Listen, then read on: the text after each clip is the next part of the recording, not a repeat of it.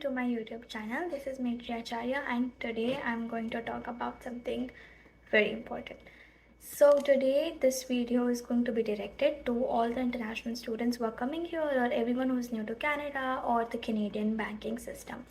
First of all, why is it important to understand the Canadian banking system? Like, if I'm an international student from India, why do I have to understand how banking in Canada works?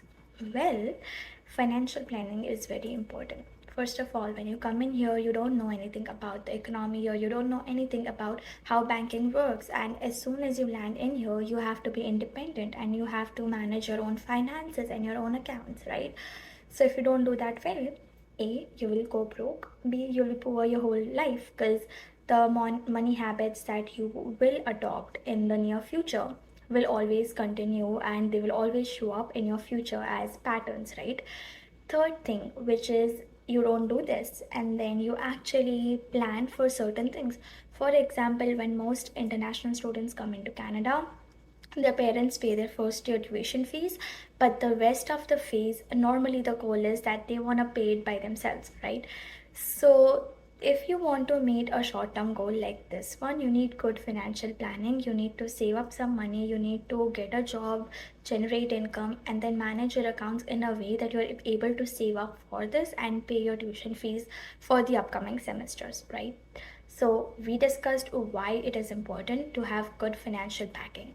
A little backstory about how people actually don't know how to do this and why they don't know how to do this since a young age. So, mostly it is because schools and all our educational institutions, they never teach us money street smart habits. Like they teach us math, they teach us trigonometry, which honestly never really comes in handy, but they never teach us investing, they never teach us how to bank, they never teach us how to open a bank account, they never teach us what are the uses of a bank account, and so on and so forth. And our parents and our friends don't really talk money. So from where I come from, that is India, this is the same thing that happens. So when I moved to Canada, I was only 18 years old, and before that, I had zero knowledge of how finance works and how things work here. It was only after I came here, and actually before I came here, that I started to look at YouTube videos of creators who tried to explain this. I was still not very sure about how to do that, and then when I came in here, I tried to get a grasp of the economy. Once I got to know about how everything works, I started to get a really keen interest in it, and that's when I started working in the banking industry that I do right now. So, backstory, when I was in India, all my friends and like everyone I know, because this is a very, I don't know, like a prevalent norm in India that kids don't know how to handle their money. They don't know because by the time you're like 25 or something, first of all, they don't move out. Most of them, they prefer to live with their parents, and all their banking, everything is handled by their parents primarily. It's only when they are married or when they are, moving out, then they take control of their own finances, and then it's too late to do that. So we need to build a foundation in ourselves to learn about this since a young age only. I was fortunate enough that my father actually taught me a little bit about financing because I was always curious, and he was a great investor. He used to invest in stock markets, equity, mutual funds, bonds, stuff like that. And so I used to ask him, Dad, what is this? And then he sat me down, he made me look through his portfolio, and then I started to take a keen interest in shares and stocks, and I started learning how to analyze stock patterns and prices and trends and stuff like that. And so I took a keen interest in investing, right? I started to learn how to invest. I actually also started to invest. Like, I my dad gave me some money. He was like, buy a few stocks, buy whatever stocks you want to with this money, make sure you get profit, and even if you don't be bothered.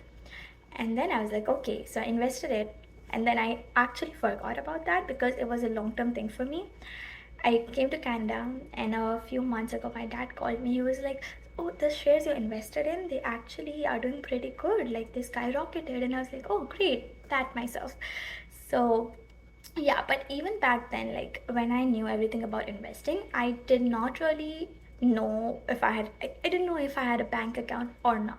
I never looked at my expenses because obviously, like, I go to my mom whenever I want to buy something. Why would I need a budget, right? So I never really looked at those aspects of finance. But when I came in here, I realized that having a budget is very important. Having, certain financial backing is very important. So jumping to the main content of today's video is that when you come to Canada, what are the few things that you for sure need to do? So first thing that you need to do is open a checking account. What is a checking account? So in Canada, we have a bank account that is normally for your regular expenses, buying groceries, paying your telephone bills, blah blah blah blah blah, paying your entertainment, basically everyday normal expenses. We have an account for that. Normally, these accounts do not accumulate interest and they are mostly for regular spending and stuff like that. So, you need one of these accounts, which is a normal bank account that you would have. So, when you come here, bring your documents, go to a bank, open a checking account. Second thing you need to do, open a savings account. Savings account give interest on the money that you put in there. Now, I know a few banks that do not give good interest rates at all. It's like 0.01% to 0.05%, which is very, very, very less. There are certain banks, for example, I bank with CIBC. I am not yet sure of all the saving account options that every bank has, but my bank actually gives me great returns because they have a strategy called smart interest. That is, if you keep on putting some money in your savings for like gradually a few months, the interest accumulates on that, and the rate at which it accumulates is very good. But this is still lesser. So when you come to Canada, instead of opening a regular savings account, try going for a high interest savings account or maybe a TFSA. But that is a topic for another video because there's a lot to discuss about that. But for now, just try opening a savings account. Look at all the options that every bank has. The one you think gives you the most interest rate, go for that one. Third thing that normally a few countries such as China, Philippines, India have that is that when students come in here through the SDS stream, they have a requirement that they need to fill is that they need to invest 10,000 Canadian dollars in a GIC before they come in here. And as soon as they land in Canada, they get 2,000 and the rest 8,000 comes in disbursed payments through the whole year. So what is this concept? So basically GIC is a guaranteed investment certificate. The Canadian government does that to ensure that the student who is coming here has enough income every month to fulfill their expenses, taking into consideration anything unfortunate that happens. If they don't get a job at all, if they have no income at all, they could still survive with the GIC income that's flowing in their bank accounts every month. So the GIC that I took was with CIBC. So every bank, any bank you choose for GIC will give you 2,000 as soon as you land in Canada. And then how they disburse it is different bank to bank. So with CIBC, you get 1,000 for like 8 months, and it's not like every month you'll get 1,000. It's like, I think, a period of 1.5 to 2 months that you get 1,000 from them, and then you can use that. With Scotiabank, the traditional disbursement method is different. So you get 2,000 when you come in here, and you get 667 every month for 12 months. Right, so these are two different methods, and you can always change your disbursement method, talk to your bank and do that. But yeah, always be in the lookout for GIC.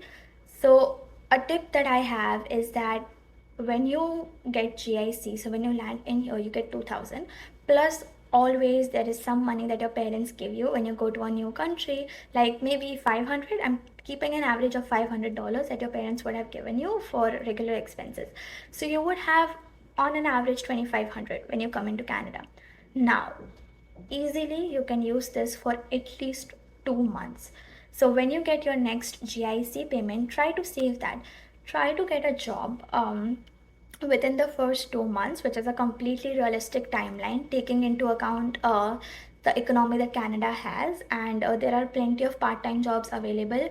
You will get one thing or the other. You might not get a job that you particularly desire.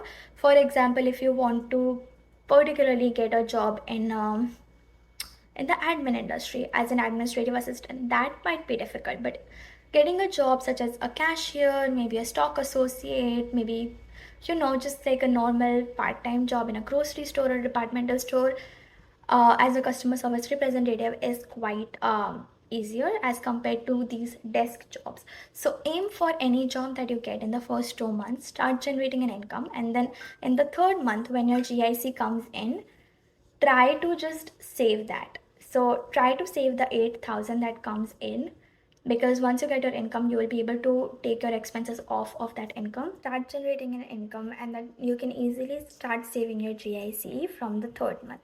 The fourth thing that you need to do is to get a credit card for yourself.